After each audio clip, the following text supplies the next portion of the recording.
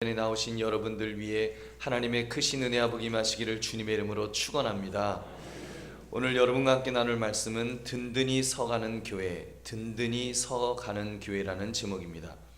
어제 우리가 송구영신 예배를 드렸습니다. 엄밀히 말하면 송구 예배를 드린 것 같고, 올해는 좀 바로 이어서 오늘 주일 이 시간에 영신 예배를 드린다고 해도 과언이 아닐 것 같습니다. 올해는 영신에 한 번 더 집중할 수 있으니까 참 좋은 것 같습니다. 그래서 어제는 반석 위에 세우는 인생을 계획하자는 말씀을 나누었습니다. 엄밀히 말하면 오늘 말씀의 시작은 금요기도회 때부터였습니다. 먼저 은밀한 죄까지도 보시는 하나님 앞에서 회개하자는 말씀을 그 시작으로, 어제는 반석 위에 세우는 인생이 되자는 말씀을 드렸습니다. 그리고 오늘은 좀 더 구체적으로 그 인생을 교회를 중심으로 우리 든든히 서가는 교회를 만들자, 이런 말씀을 함께 나누고자 합니다. 그래서 말씀의 제목을 든든히 서가는 교회라고 잡았습니다. 든든히 서가는 교회. 아마 제목이 이렇다 보니까 이거는 오늘 말씀은 내 삶과는 별로 중요하지 않고 삶과는 별로 관계가 없고 그냥 교회를 잘 세우자는 그런 말씀인가 보다, 아마 그렇게 생각하는 분도 계실 것입니다.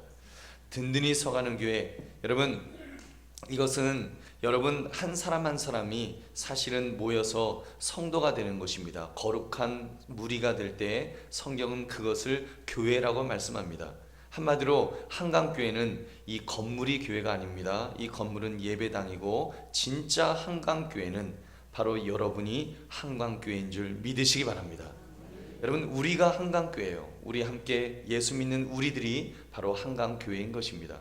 그러므로 든든히 서가는 교회라는 제목을 가지고 우리 각자가 새해 2017년을 시작하면서 어떤 모습으로 든든히 서갈 것인가를 살피시기를 여러분 주님의 이름으로 축원합니다. 오늘 본문은 사도행전에서 딱 한 구절만 독립되어 있는 구절입니다. 한 구절이지만 이 말씀 안에 함축되어 있는 의미는 굉장히 많습니다. 제가 새벽 부흥회로 말씀을 전하갈 교회가 있는데 그 구절, 그 교회 목사님께서 이 구절 중에서 뒷부분의 은혜를 받으셔서 똑같이 사도행전 9장 31절인데 성령의 위로로 진행하는 교회라는 표어를 이렇게 만드셨다는 말씀을 들었습니다. 우리는 이 말씀 중 앞부분을 가지고 든든히 서가는 교회라고 이렇게 표어를 잡았습니다. 올해 2017년, 여러분 우리 교회가 몇 년인 줄 아십니까? 60주년입니다. 60주년. 옛날에는 60이면 환갑이라고 해서 노인 중에 상노인 대접을 받았지만 지금은 노인 인구가 급증하면서 65세부터가 노인으로 들어가고요. 그것조차도 이제 앞으로 상향해서 아마 70세부터가 노인으로 들어갈 것 같습니다. 그러니까 한강교회는 60세 한창 때인 중년인 줄로 믿습니다. 중년이에요. 그래서 중년인 60주년 한강교회가 이제 든든히 서가는 교회가 됩시다. 여러분, 이런 취지에서 우리 표어를 잡고 우리가 그거를 붙들고 이제 2017년을 함께 가기를 원합니다. 든든히 서가는 교회, 이것은 우리가 한 번 서는 것을 의미하지 않습니다. 무슨 캠페인 때 반짝 섰다가 쓰러지는 것이 아니라 연속적인 동작을 가리킵니다. 즉 시제가 연속적인 동작입니다. 아기를 보십시오. 아기가 걸음마를 해서 설 때 보면 어디까지 합니까? 한번 섰다가 꽈당하고 넘어지고는 내가 한번 섰으니까 이제부터는 기어다니리라. 그리고 기어다니나요? 여러분, 그렇지 않습니다. 아이들은요 열심히 서요. 그래서 끝까지 설 때까지, 어느 때까지요? 든든히 서가서 아이가 장성하여 어른이 되고 군입대하고 헌병대도 되고 해병대도 가서 이제 든든히 아주 바위처럼 멋지게 서갈 때까지 그렇게 서는 것입니다. 여러분, 교회도 마찬가지입니다. 한 번 선 것으로 만족하는 것이 아닙니다. 목사님, 한강교회가 한때 왕년에 아주 얼마나 대단한 교회인 줄 아십니까? 여러분, 왕년에 섰던 것은 자랑할 수 없습니다. 든든히 서가는 교회는 현재 진행형의 교회라는 말입니다. 현재 든든히 서가는 교회가 되어야 할 줄로 믿습니다. 여러분, 그렇다면 초대교회는 어떻게 든든히 서갔으며 또 우리는 어떻게 든든히 서가야 하는 것일까요? 첫 번째로 예배로 우리 든든히 서가야 합니다. 예배로 든든히 서가야 됩니다. 초대교회의 특징은 모이기를 힘썼다는 그 모이기에 힘썼다라고 말씀합니다. 사도행전 2장 46절 보면 날마다 마음을 같이하여 성전에 모이기를 힘쓰고 집에서 떡을 떼며 기쁨과 순전한 마음으로 음식을 먹고, 성전에 모이기를 힘썼습니다. 그들이 성전에 모여서 무엇했을까요? 여러분, 예배드렸습니다. 하나님을 찬미하며 하나님께 영광을 돌린 것입니다. 성도의 가장 큰 본분이 무엇입니까? 여러분, 예배예요. 예배 드리는 것이 성도의 제일 큰 본분입니다. 하나님께서 하나님의 백성을 부르셨을 때 무엇을 우리에게 기대하실까요? 우리가 예배자로 하나님 앞에 서 있기를 원하십니다. 하나님의 하나님 되심을 높여드리는 것, 여러분, 그것을 우리 인간에게 하나님이 원하시는 것입니다. 여러분, 이것보다 더 귀중한 일이 무엇이 있겠습니까? 어떤 분은 그럴 거예요. 목사님, 전도가 더 중요하지 않습니까? 여러분, 전도도 중요합니다. 근데 왜 전도합니까? 지옥 갈 영혼을 천국으로 이끄는 일도 해야 됩니다만, 여러분, 결국 그것도 궁극적으로는 그 대상자를 예배자로 만드는 것입니다. 사단의 소유가 되어서 하나님을 저주하던 인간을 하나님을 찬양하며 영광 돌리는 사람으로 만드는 것, 이것이 바로 여러분 예배, 그 예배에서 해야 될 일인 것입니다. 그렇게 볼 때 초대교회는 예배로 든든히 섰습니다. 잠깐 그렇게 선 것이 아니라 계속하여 지속적으로 든든히 선 줄 믿으시기 바랍니다. 여러분, 사랑하는 성도들이여, 그렇게 볼 때 오늘날 한국교회의 위기는 예배의 위기다라고 말해도 과언이 아닐 것입니다. 정말 예배가 살아야 되는데 언젠가부터 예배가 자꾸 죽었습니다. 예배가 자꾸 힘을 잃어갑니다. 여러분, 질적으로 예배가 살아야 되고 양적으로 예배가 살아야 됩니다. 현재 한국교회는 이 두 가지 모두가 침체가 아닌가, 그런 생각을 해봅니다. 첫째, 질적으로 예배가 살아야 한다고 믿습니다. 언젠가부터 예배를 통한 은혜가 조금씩 사라져가고 있어요. 과거에는 예배를 드리면요, 감격이 있었습니다. 눈물이 있었습니다. 회복이 있었습니다. 그리고 사모함이 있었습니다.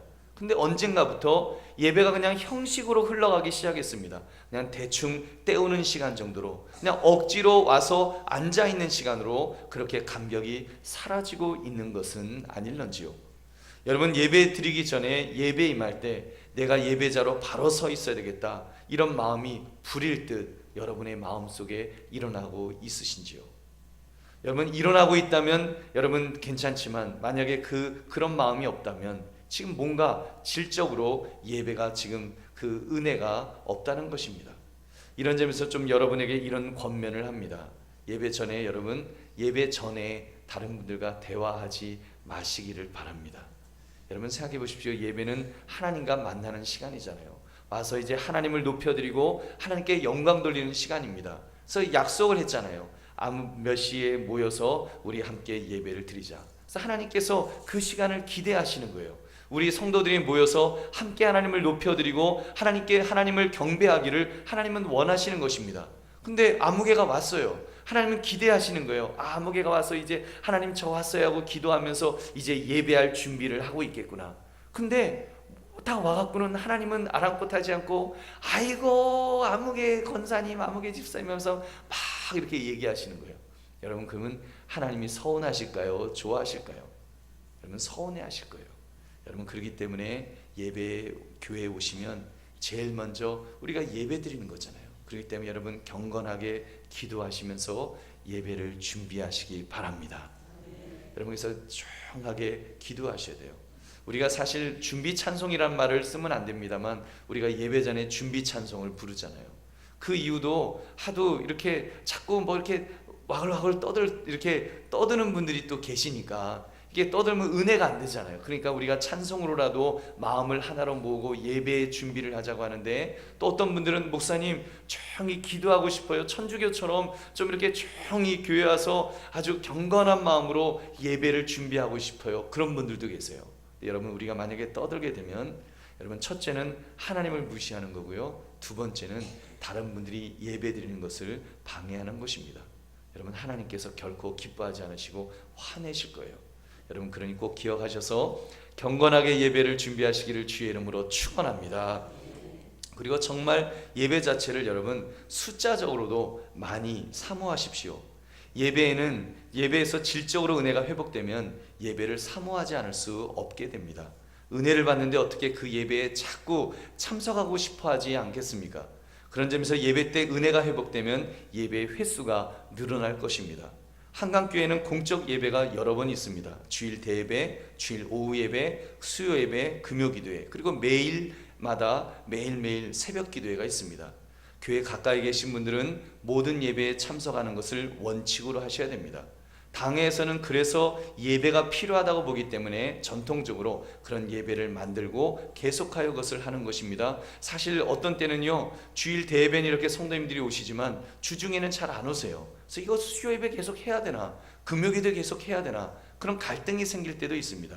여러분, 그러나 우리가 여러분이 또 바쁜 현대인이다 보니까 모두 참석하기가 쉽지는 않을 것입니다. 100%는 못하더라도 여러분 한 달에 몇 번이라도 꼭 오시기 바랍니다.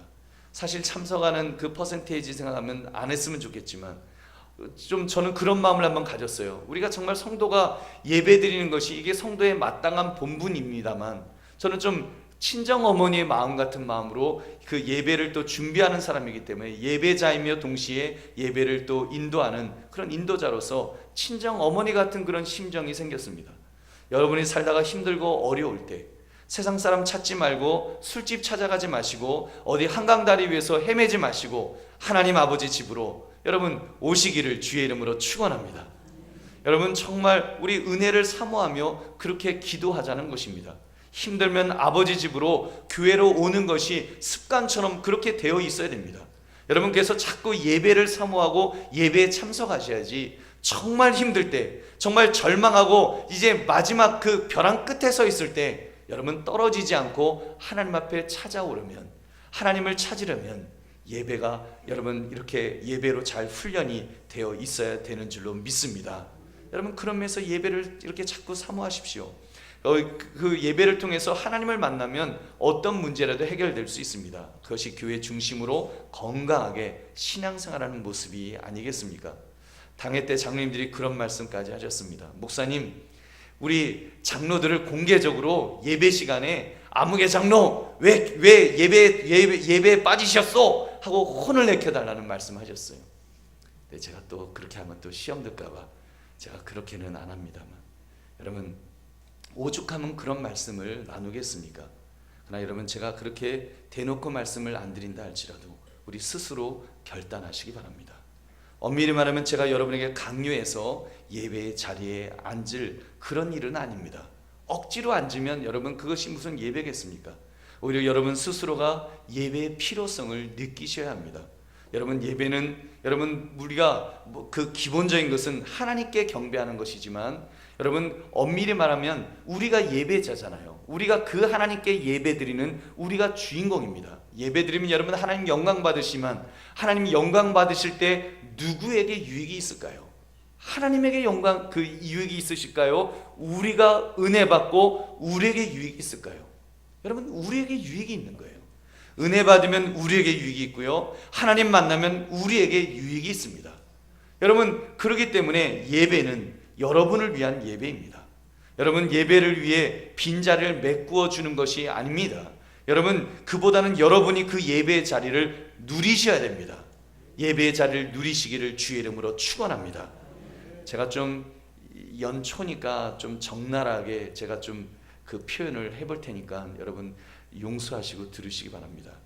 여러분 중에 이제 믿음의 분량이 되셔서 이렇게 11조 하시는 11조 교인들 계시잖아요. 저도 여러분 11조를 드릴 수 있는 그런 믿음의 분량이시라면 예배에 잘 참석하시기를 주의 이름으로 축원합니다. 생각해 보십시오. 체육관에 회비 내시면 운동하시잖아요. 그러면 가기 싫어도 가지요. 가는 이유가 운동 때문에도 가지만 또 하나 뭐라고 말해요? 회비 낸 거 아까워서라도 가잖아요. 여러분 근데 하물며 여러분 우리 정말 보면은 우리 헌금 열심히 내시잖아요. 여러분 뭐 헌금 안 내셔도 우리가 얼마든지 주님 앞에 나와서 예배할 수 있는데 더군다나 헌금까지 내시잖아요. 여러분 물질 있는 곳에 마음이 있다고 했는데 어떻게 여러분은 헌금을 하시고도 마음이 없는가 봐요. 여러분 어떻게 주일 예배 이렇게 예배 드리는 것만으로 만족하실 수가 있으십니까? 여러분 교회를 최대한 활용하시기 바랍니다. 주님께서 여러분을 위해서 이 주님이 피값주고 이 교회를 세우셨어요. 그리고 예배 시간을 만들어 놓으셨습니다.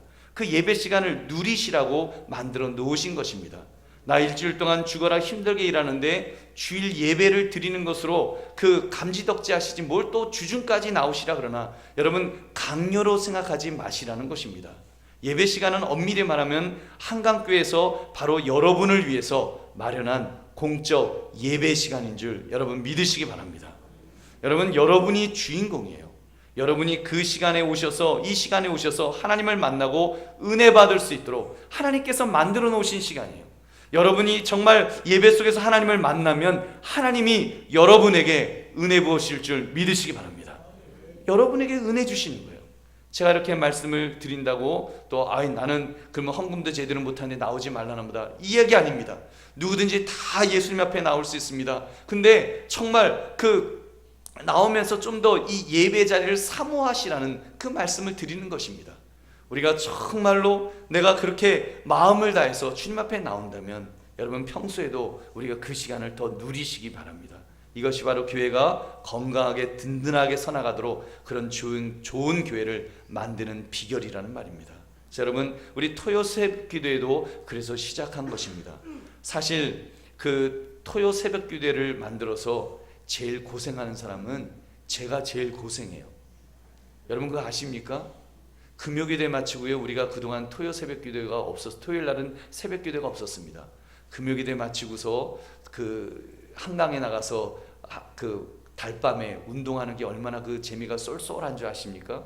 그거 너무 좋았어요. 근데 이제는 금요기도에 마치고 나면 돌아서서 토요 새벽 기도회를 준비해야 되는데 이게 준비가 보통 힘든 게 아닙니다. 더구나 처음에는 외국 사람이 쓴 교재를 사용하다 보니까 제가 적응하는데 힘이 많이 들었어요. 그래서 또 우리 성도님들 중에는 제가 또 제대로 이게 준비가 안 되다 보니까 목사님이 말씀 준비가 좀 안 되셨나 봐, 그런 이야기도 하신다는 이야기를 들었습니다. 제가 그 얘기 듣고 충격받아 갖고요, 이 쥐구멍이라도 들어가야 되겠다. 그리고 제가 기가 죽어서 우리 교육자들 그런 거예요. 목사님, 제가 그런 얘기를 들었는데요, 너무 걱정이 돼요, 막 그러시는 거예요. 제가 그 얘기 들을 때 얼마나 마음에 충격이 되고, 사실 다른 걸로는 충격 안 받는데요, 설교자는 설교에 대한 말씀들은 굉장히 충격받습니다. 여러분, 그래도 저 기죽지 않고 열심히 더 준비할 것입니다. 더 기도하며 준비할 거예요. 여러분, 기도해 주세요. 그리고 여러분, 정말 그래서 우리가 토요 새벽 기도를 만든 이유는 집이 멀어서 매일 새벽 기도에 못 나오시는 분들, 또 직장 생활하느라고 또 주중에 매일 나오는 거 너무 힘드시는 분들, 토요일만이라도 우리 교회에 나와서 함께 기도하자고 그렇게 만든 것입니다. 5시도 아닙니다. 7시입니다. 7시. 토요 새벽 기도 아니에요. 토요 아침 기도회지. 여러분, 거기다가 또 아침까지 드립니다. 앞으로 좀 당번을 세워서 이게 결혼 기념일, 생신 이런 때 한 번씩 한턱을 내시면 우리 그분을 위해서 우리 또 축복하는 그런 기도도 했으면 좋겠습니다. 그래서 우리 토요 새벽 기도에 많은 집이 먼 교우들도 함께 모여서 성경을 연구하고 기도하는 그런 은혜의 시간으로 잘 활용하시기를 바랍니다. 여러분을 위한 시간이에요. 여러분이 활용하시기를 주의 이름으로 축원합니다. 여러분, 그리고 금요기도에는 매주 나오시면 제일 좋습니다만, 여러분, 살다 보면 또 이렇게 바빠서 못 나올 때도 있잖아요. 바빠서 못 나오셔야지. 여러분, 아예 안 나오시면 안 됩니다. 어떤 분들은 아예 안 나오세요. 여러분, 마음이 컬컬할 때 주말에 뭐 하십니까? 여러분, 막걸리 드시면서 그 컬컬함을 달래십니까? 아침 되면요, 머리만 아파요. 여러분, 교회 와서 목청껏 부르짖어 기도하시면 전능하신 하나님께서 그 기도를 들으시고 응답해 주실 줄로 믿습니다. 여러분, 하나님께서 은혜 베풀어 주시는 거예요. 사랑하는 성도들이여, 우리 예배 중심의 삶, 정말 예배를 사모하는 삶이 결국은 여러분 믿음 중심, 신앙으로 내가 살겠다고 결단하는 것입니다. 2016년 여러분 무엇으로 사시겠습니까? 목사님, 저는 목표가 있어요. 아주 원대한 목표가 있어요. 그 목표 뭡니까? 여러분, 목표 아마 분명히 해보면 뻔할 거예요. 올해 2017년은 융자를 갖겠다, 승진을 하겠다, 내 자녀를 좋은 대학에 보내겠다. 여러분, 이런 것이라면 여러분, 우리 인생이 너무 참 그렇지 않습니까? 우리 그런 것을 위해서 여러분의 생을 그냥 마감을 하시겠습니까? 우리 그 이상으로 살아야 되지 않겠습니까? 그 이상의 가치를 위해서 살아야지요. 예배에 목숨을 거시기를 주의 이름으로 축원합니다. 여러분, 그래서 정말 예배의 중심으로 산다는 것은 믿음으로 산다는 거예요. 내가 신앙으로 살겠다, 믿음으로 살겠다는 것입니다. 믿음 중심의 삶을 살기로 정말 하나님 중심으로 살겠다고 결단하시면, 여러분, 2017년 어렵다고 사람들은 말하지만 세상은 지금 2017년 굉장히 힘들 것이라고 그렇게 예견하지만, 여러분, 예배 중심의 사람은 하나님이 붙들어 주셔서 담대하게 2017년을 살아가게 될 줄로 믿습니다. 여러분, 그런 은혜, 그런 복을 받으시기를 주님의 이름으로 축원합니다. 두 번째, 성경 말씀으로 든든히 서가야 합니다. 우리가 예배 중심으로 하나님의 능력을 구하며 믿음으로 살려고 하면 어떻게 믿음으로 살 것인가를 설명하는 매뉴얼이 필요합니다. 잘 믿으려 해도 뭘 알아야지 잘 믿을 수 있지 않겠습니까? 예배를 드리려고 해도 하나님이 어떤 분이신지를 알아야지 제대로 경배할 수 있지 않느냐는 말입니다. 우리가 핸드폰을 하나를 사도 그 핸드폰을 어떻게 사용하는지 사용 설명서를 잘 읽어보아야 합니다. 그래야 그 핸드폰을 제대로 사용할 수 있습니다. 기가 막힌 기능이 있는데도 설명서를 읽지 않으면 몰라서 못 사용하는 것입니다. 알아야지 잘 사용합니다. 여러분, 그렇다면 신앙생활도 정말 성경 말씀을 연구하는 것은 너무너무 중요합니다. 그래서 우리 교회 실천사항 4가지 중 첫 번째가 저기 있죠. 저기 보면은 예배로 든든히 서기고요. 그 다음이 말씀으로 든든히 서기입니다. 말씀으로 든든히 서자. 여러분, 성경 말씀을 열심히 공부해서 성경 말씀을 체계적으로 알아야 합니다. 그러면 믿음으로 살기가 한결 수월해질 것입니다. 그러기 위해서 예배를 통해 선포된 말씀을 빼놓지 않고 들으셔야 합니다. 우리 교회가 괜히 비싼 돈 내고 인터넷 연결하고요, 홈페이지 만들고 설교 녹화해서 인터넷에 올리는 작업을 하는 것 아닙니다. 여러분, 그렇게 하는 이유는 누구를 위해서일까요? 누구를 위해서 그렇게 인터넷을 만들어서 인터넷에 그렇게 설교를 올리고 할까요? 바로 여러분을 위해서인 줄 믿으시기 바랍니다. 여러분을 위해서 그렇게 하는 거예요. 여러분이 주중에 너무 바빠서 혹시 수요 예배 금요기도 때 못 나오시더라도 그렇게라도 성경 말씀을 들으시도록, 정말 예배 시간에는 그 시간 예배는 못 드리더라도 말씀으로라도 무장되시라고, 말씀으로 훈련 받으시라고 그렇게 말씀을 준비해 놓는 것입니다. 목사님, 한강교회 목사님이나 교육자들보다 더 좋은 말씀 텔레비전 틀면 그 CTS 기독교 방송 들어가면 얼마든지 들을 수 있습니다. 목사님 필요 없어요. 여러분, 물론 더 좋은 말씀 있습니다. 근데 제가요, 이런 질문을 드리겠습니다. 여러분, 어렸을 때 지금까지 성장하셨는데 집밥 먹고 크셨습니까? 밖에서 밥 사 먹고 크셨습니까? 아마 대부분은 다 집밥 드시고 크셨을 것입니다. 여러분, 그 시간이었어서 엄마들이 밥을 못 해주어서 안타까워하시는 거지, 아마도 집밥 먹이면서 키우고 싶은 것은 모든 어머니들의 마음일 것입니다. 왜 그렇습니까? 집밥 먹어야 아이가 제일 건강하게 자라기 때문입니다. 엄마가 잘 아니까, 엄마가 정성껏 내 자녀에게 해줄 수 있는 것이기 때문에 어떻게 해서라도 단 한 끼라도 집밥 먹이려고 애를 쓰는 것이 아니겠습니까? 여러분, 설교도 마찬가지입니다. 대형교회에서 내놓으라 하는 설교자들의 설교 많이 있습니다. 인터넷 클릭만 하면 기독교 방송 채널만 돌리면 얼마든지 들을 수 있습니다. 여러분, 그렇다고 스타 요리사 백종원 선생님이 만든 음식만 먹으면 건강하게 잘 살 수 있을까요? 여러분, 아니에요. 진짜 가족이라고 하면 여러분, 정말 어머니가 정성스럽게 해준 한솥밥 먹으면서 그렇게 성장해야 하는 것입니다. 여러분, 한강교회 성도는 한 가족입니다. 한 지체입니다. 한 몸인 줄로 믿습니다. 여러분, 그렇다면 여러분이 영적 체질에 맞게 그렇게 준비되어진 집밥, 그거는 우리 한강교회에서 선포되는 그 설교 말씀이 여러분 영적인 집밥이에요. 그래서 여러분, 영적 양식인 설교 말씀을 인터넷에 올려놓고 그 말씀을 듣자는 것입니다. 직장 가기 전에 또는 도착하셔서 여러분, 적어도 새벽 설교만이라도 꼭 들으십시오. 여러분, 새벽 설교 늦어도 6시면 새벽 6시면 올려놓습니다. 그럼 여러분, 직장에 도착하셔서 아니면 지하철 타고 가시면서라도 잠깐 10분간만 설교를 귀에 꽂고 들으십시오. 그리고 기도하시고 하루를 시작하시기 바랍니다. 여러분, 그러면 그 하루가 얼마나 정말 은혜로운 하루가 시작되겠어요.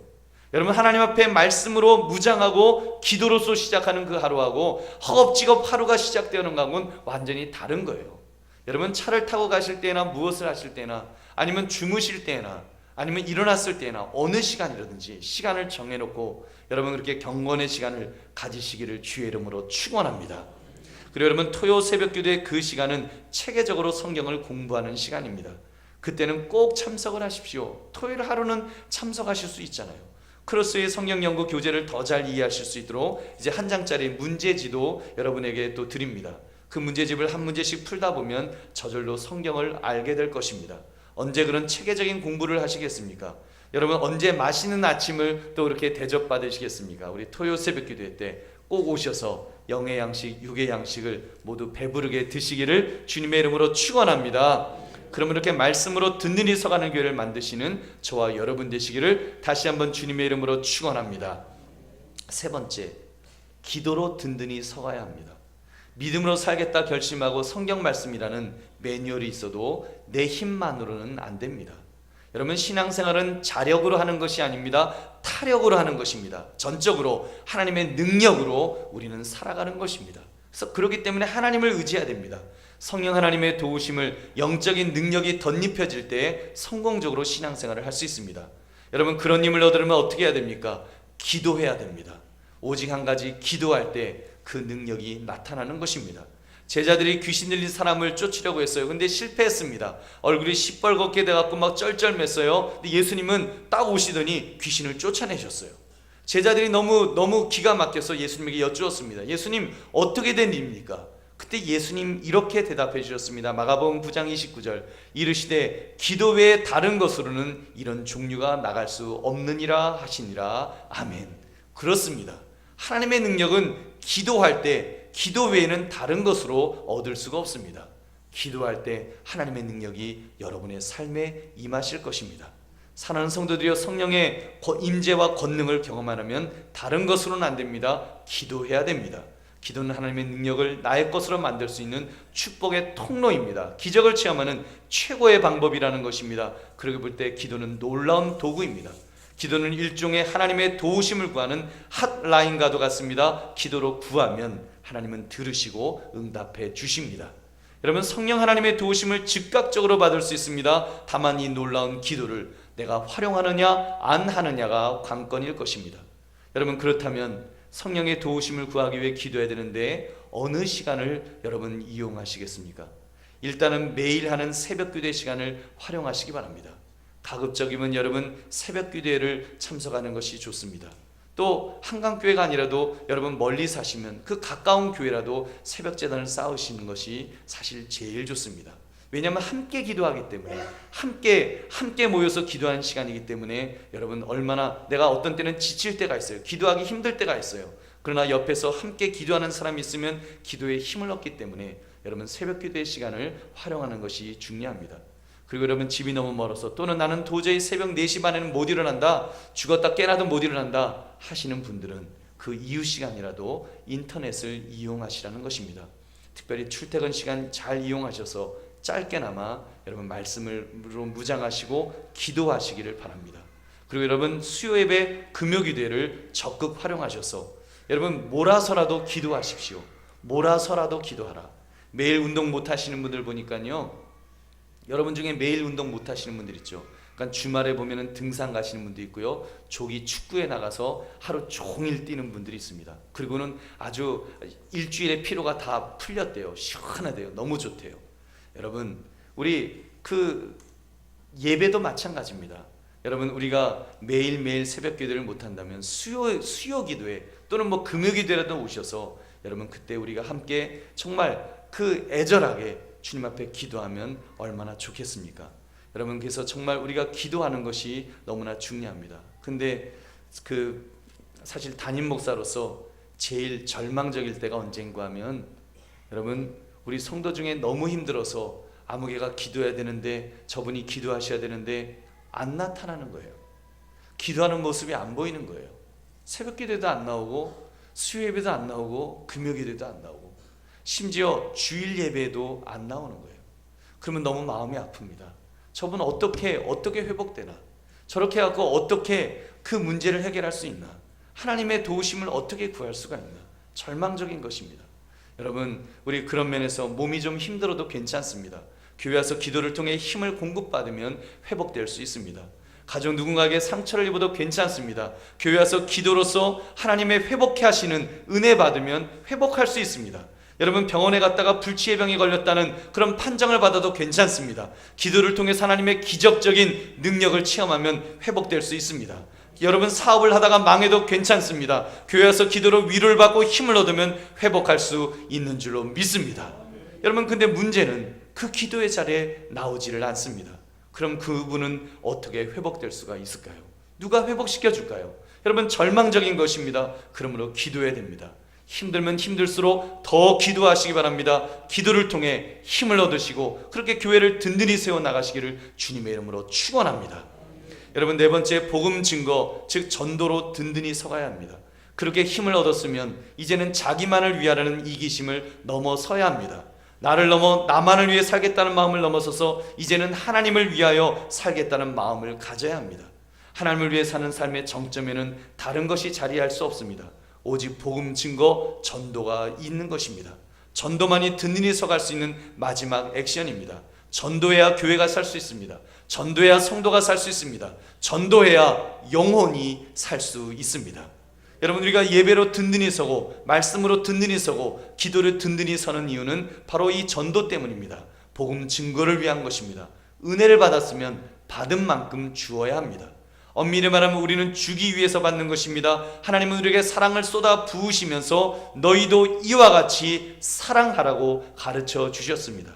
요한일서 4장 11절 우리 한번 같이 읽겠습니다. 시작. 사랑하는 자들아 하나님이 이같이 우리를 사랑하셨은즉 우리도 서로 사랑하는 것이 마땅하도다. 아멘. 여러분 우리 교회가 이제 60주년이라고 그랬습니다. 개인적으로 안타까운 것은 60주년 속에 우리 한강교회가 지교회를 세운 것이 없는 것이, 또는 이렇게 선교센터를 아직 개척교회를 하지 못한 것이 좀 마음의 안타까움이 있습니다. 거기에는 제 책임도 큽니다. 그런 점에서 하나님 앞에서 참 죄송스럽습니다. 그러나 이제라도 우리가 파키스탄에 선교센터를 구입하고 있는 중인 것이 위로라면 위로가 될 것입니다. 지금 구입이 마쳐지면 토마스 목사님으로부터 연락이 올 것입니다. 그래서 우리 한강교회가 구입해드린 그 선교센터를 통해서 파키스탄 이슬람이 지배하고 있는 그 땅에서 복음 증거가 풍성히 될 수 있도록 여러분 기도해 주시기를 부탁드립니다. 그리고 사실은 협력 선교일망정 적어도 협력 선교만은 다른 어떤 교회들보다도 열심히 잘하고 있다고 자부합니다. 협력 선교 중 우리 교회 건축에 힘을 합하기도 하고, 또 캄보디아 희망의 학교에는 매 몇백 명의 학생들에게 교복을 입혀주는 그런 사역을 하고 있습니다. 이것도 자랑이라면 자랑일 것입니다. 여러분 앞으로 우리 한강교회에서 단독 선교사를 배출할 것입니다.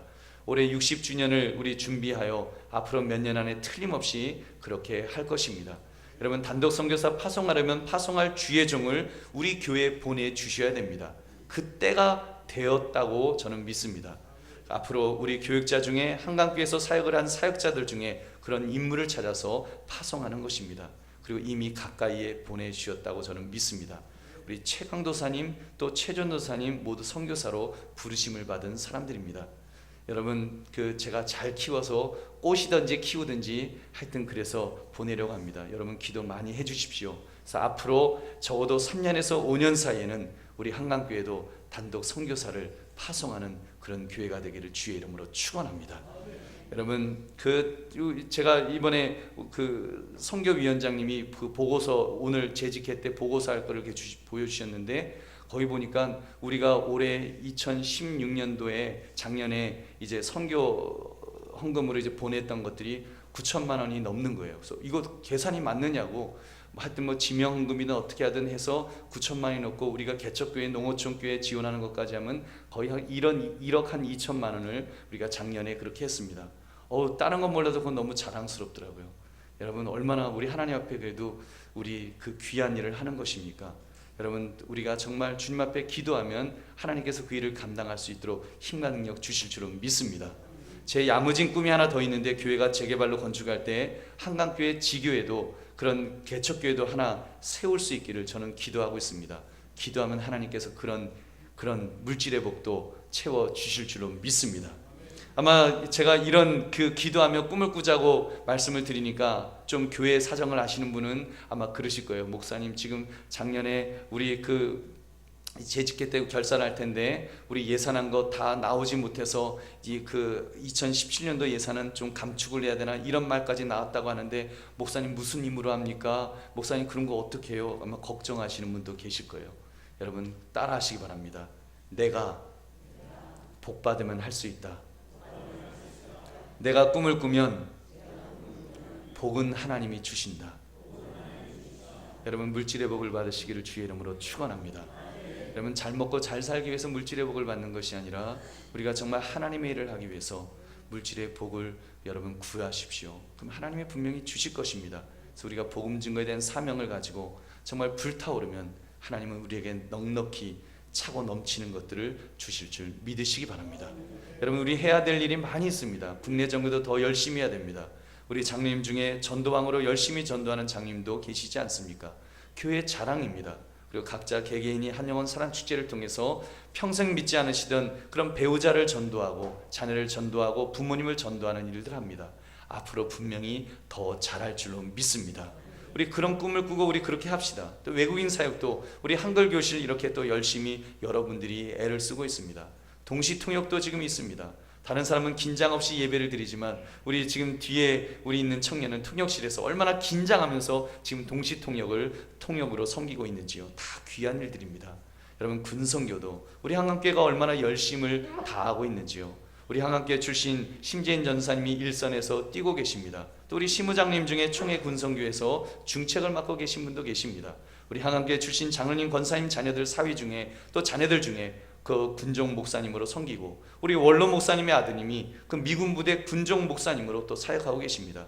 이렇게 저렇게 열심히 우리 군성교도 지금 하고 있습니다. 우리 한강교회 여러분 정말 우리가 이런 일들을 정말 우리가 주님 안에서 주여 마지막 우리의 이 사명 복음 증거하는 이 사명 전도의 사명 선교의 사명까지 감당할 수 있도록 은혜를 달라고 기도하시면 하나님께서 분명히 그렇게 붙들어 주실 줄은 믿습니다. 그러면 여러분 우리 한강교회 초대교회처럼 든든히 서나가도록 정말 우리가 예배로 그리고 말씀으로 기도로 그리고 전도로 든든히 서나가는 우리 한강교회 되시기를 주님의 이름으로 축원합니다. 우리